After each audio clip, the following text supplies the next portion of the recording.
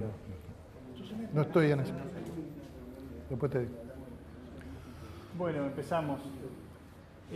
Tenemos la alegría y el placer de tener a Julio Lorente acá en Canelones, y la alegría de dar, hoy es un día medio futbolero, de dar el puntapié inicial en este tema en la región sur.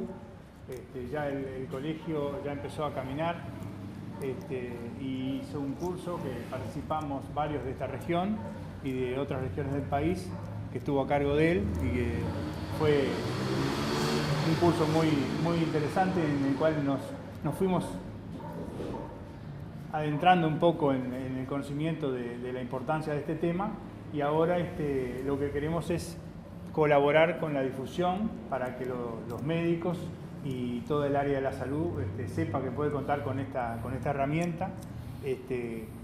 Como todos los cambios son muy difíciles de lograr, pero por algún lado hay que empezar. Así que humildemente la región sur da su primer paso a ver cuál es la respuesta, y esperamos que muchos colegas lo puedan seguir.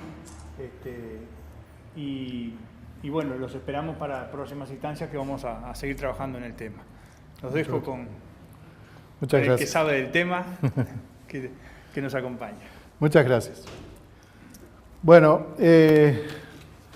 un agradecimiento general al Colegio Médico y en especial a la Regional Sur, que, como decía Gabriel, invita en esta tarde tan especial en la que estos valientes están aquí a pesar de algunas otras actividades que desafían a estar frente a otra pantalla, así como a los compañeros que siguen a través de internet esta charla.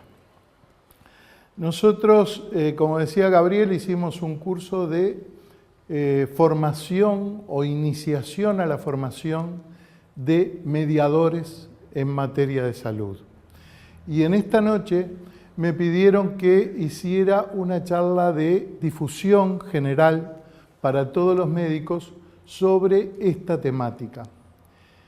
Pero yo quisiera remontarme, antes de entrar en el tema de la mediación, comprometiendo a no ser más extenso de 45 minutos por razones obvias, a algunas situaciones o condiciones que mencionábamos y analizábamos en el curso, que determinan la existencia o la necesidad de que existan disposiciones en la ley de colegio médico que son absolutamente novedosas para el tema de la salud en cuanto a la solución de conflictos. Vamos a algunas preguntas previas, como decía entonces. ¿Se ve acá bien? Yo no toco nada. ¿Por qué el tema de la confrontación que aparece en la salud?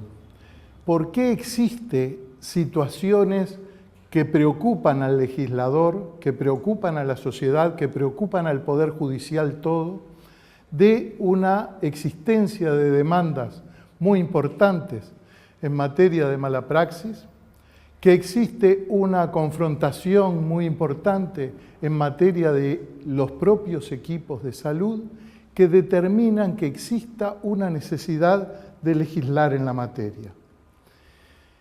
Entonces la pregunta que nos hacemos es, esto que no pasa en otros medios, ¿por qué pasa en la salud? ¿Es la salud un lugar problemático en sí?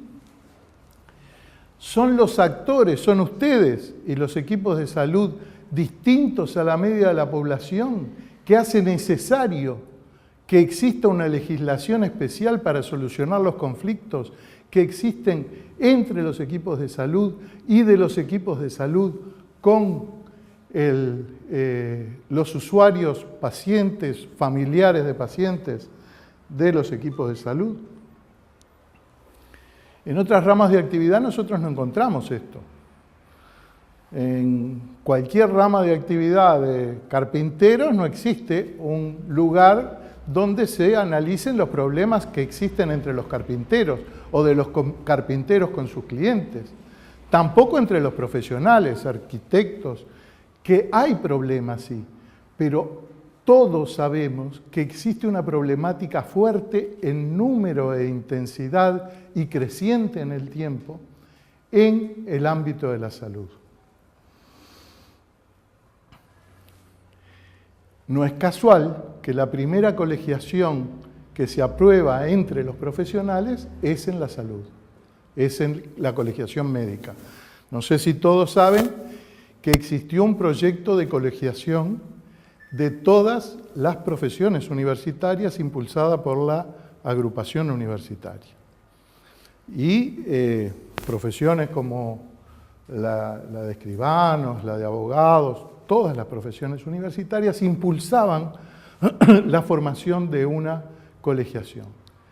Esto no prosperó, sin embargo, sí prosperó más allá de los esfuerzos que durante décadas han hecho los gremios médicos para impulsar la colegiación, existe una realidad que impulsó al Poder Ejecutivo y al Poder Legislativo a hacer lugar a esta colegiación y que es precisamente el tema de la colegiación, de la problemática que existe entre los actores, entre los distintos actores de la salud, que es necesario buscarle una solución. Y fíjense si será tan importante esto, que es muy curioso que este logro que tuvo el Colegio Médico bien recientemente, que fue la aprobación por ley del Código de Ética, es curioso que un código de ética que rige una profesión esté aprobada por ley nacional, con aprobación de la Cámara de Diputados, del Senado, promulgación del Poder Ejecutivo, como cualquier ley nacional, con todo lo que esto implica. Ustedes trabajaron mucho, el colegio específicamente, y los consejos regionales trabajaron mucho para impulsar que esta ley se aprobara. Pero una vez que se aprobó, no sé si tienen conciencia de la magnitud que tiene que una regulación ética de una profesión esté regulada por una ley nacional. Hay algo más aquí atrás que impulsa a que esto ocurra. ¿Y por qué también es necesario un seguro de responsabilidad civil cuando no existe un seguro de responsabilidad civil en normas generales de otras profesiones? Y hay demandas contra otros profesionales, pero no en el número que lo hay con los médicos. Es decir, que tenemos toda una serie de preguntas que nos estamos haciendo al principio que nos llevan a decir qué es lo que pasa acá en este sector específicamente dentro de la salud, de los equipos de salud, médicos y demás actores de la salud y de esto con los usuarios o pacientes que tienen varias dificultades. Algunos datos que dan firmeza a estas afirmaciones que estábamos haciendo a través de las preguntas. Relaciones dentro del personal de salud. Hay una encuesta reciente que dice, y yo señalaba en el curso que desconfiaba un poco de algunos de estos porcentajes pensando que eran mayores, que el 90% de los médicos han presenciado comportamientos inapropiados dentro del equipo de salud. Es prácticamente la totalidad. El 60% fue objeto de comportamientos disruptivos, que fue objeto de una charla que el Colegio Médico dio sobre los comportamientos disruptivos en la salud. Y el 80% escuchó, y este es un tema ético fundamental, de los médicos escuchó comentarios despectivos respecto a otros colegas. Algunos otros datos. Las relaciones con los usuarios. Lo que veíamos anteriormente era dentro del equipo de salud y fundamentalmente dentro de los médicos. Las relaciones con los usuarios. Y pongo pacientes ahí con signo de interrogación, porque parece que han dejado de ser pacientes en el sentido académico de la palabra. Han dejado de tener paciencia y se ha producido un tema de una judicialización de la medicina, un elemento que antes era inexistente en estas latitudes. No había reclamaciones. La mala praxis existió siempre porque los seres humanos nos equivocamos todos y los médicos también. Y sin embargo, ese hecho no se trasladaba a los ámbitos del Poder Judicial de reclamaciones. Hubo un momento, un determinado momento, en que empieza a surgir un número creciente de demandas que habla de la judicialización de la medicina. Esto es copia de lo que en otras latitudes estaba pasando, sobre todo en el hemisferio norte. Estados Unidos, que es el país más judicializado del mundo, realiza juicios por todo, entre otras cosas, por la mala praxis. Y esto se va trasladando hacia el sur y llega a nuestro país, en cifras que vamos a ver enseguida. Tan grande fue esto que el Banco de Seguros del Estado, que era quien tenía la póliza para cubrir los seguros de los médicos cuando cometían mala praxis y eran sancionados o condenados a una sanción pecuniaria, la cubría el Banco de Seguros. Y como esto subió tanto, la prima del Banco de Seguros subió tanto que era imposible para los médicos pagarlo. El Banco de Seguros tenía todo un sistema de cobertura muy especial que exigía que el precio que tenía que pagar cada médico por su seguro era inalcanzable para su pago. Fue necesario que en un principio, después entraron otras organizaciones, pero en un principio FEMI y el SMU organizaran su propio seguro que se llama SAIP, que está funcionando hoy con mucho éxito y con precios sensiblemente menores que los que cobraba el Banco de Seguros. Algunos números de demandas. Cuando esto comenzó en el año, por fijar una fecha, como todas son relativas, en el año 87 hubo 15 demandas por mala praxis. Al año siguiente se duplicaron las demandas por mala praxis. En el 2013, que son los últimos datos aproximados que tenemos 650 demandas por mala praxis. Estamos hablando de 2 demandas por día. Es un número realmente significativo.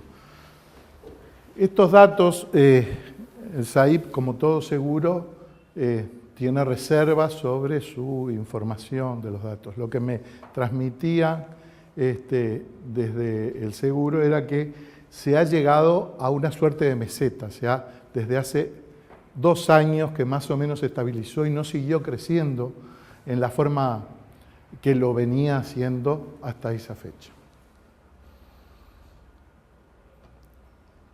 Y la atención al usuario del Ministerio de Salud Pública, que no sé si todos saben lo que es, en las instituciones cada una tiene obligación de tener una oficina de atención al usuario en el que plantean sus dificultades que tuvieron con la institución y a su vez tiene una segunda instancia en el Ministerio de Salud Pública.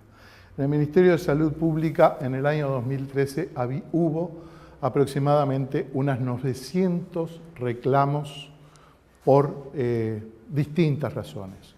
Muchas era por ejemplo, atraso en ser atendido o conseguir número para un especialista, pero otras eran más significativas. Yo, sobre estas oficinas que tenían en un principio una vocación para hacer e incluso unas disposiciones normativas que estaban apuntando a la mediación, en un determinado momento, no voy a entrar en esos detalles porque no hacen a la charla de hoy, fueron modificadas y quedó como lo que yo llamo una oficina de recepción de quejas, que procesa algunas cosas, pero que mediación sin duda no hace porque hoy no está habilitada por ley para hacerlo, como sí lo estuvo en un momento. ¿Por qué se da esta realidad tan compleja? Algunos lugares comunes a nivel general en todo el mundo. Este no es un problema de Uruguay. Como yo les decía, hay demandas en materia de salud a nivel universal. y en algunos lugares con más peso que en otros. Pero ¿cuáles son las realidades estas específicas que determinan que exista un cambio y que haya una demanda más creciente? En primer lugar, es un tema que a mí me apasiona y me gustaría, hay mucha literatura sobre esto, y es el cambio que el médico ocupa hoy en la sociedad con relación a lo que ocupaba antes. Nosotros acá estamos en Canelones, muy cerca de Montevideo, pero en el interior es mucho más notorio el rol que el médico tenía como, junto con otras profesiones clásicas que siempre se mencionan, el cura, el juez, la maestra, eran las profesiones que eran incuestionables e incuestionadas en consecuencia. Y que con el tiempo ese lugar que tenía el médico junto con otras profesiones y junto con esas profesiones también empezó a decrecer. ¿Y por qué empezó a decrecer? Porque también el paciente cambió su lugar en la sociedad. El paciente que tenía una actitud, comillas, de sumisión frente al profesional médico, comienza a sentir que tiene otros derechos y que tiene posibilidades de reivindicarlo. Y el médico, aquel lugar preponderante, bajó y este subió, y ese encuentro de esas dos potencias da como resultado un número de reclamaciones muy importante. Entre otras cosas, ese empoderamiento, más allá de que es una situación sociológica bastante más compleja que lo que estoy planteando acá, pero sí algo que yo escucho permanentemente de los médicos, y es que el llamado doctor Google ha competido y con mucha fuerza porque los pacientes vienen, investigaron ya cuáles son sus patologías y vienen a discutir con el médico de igual a igual. Y eso genera un empoderamiento porque la población se siente sabedora de esto que era un saber privativo de un número muy reducido de la población.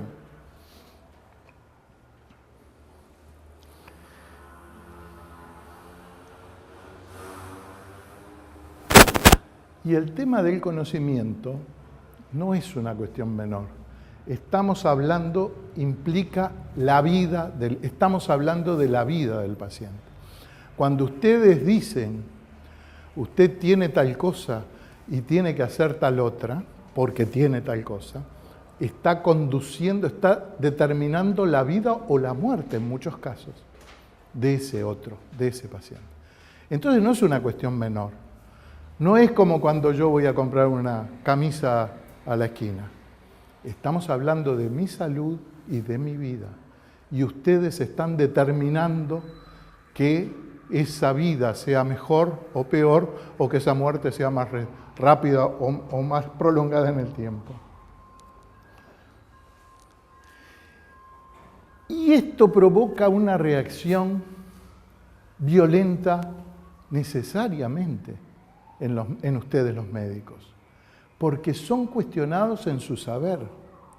Ustedes pasaron encerrados años estudiando medicina y resulta que viene uno que no sabe ni dónde queda la facultad de medicina a decir, no,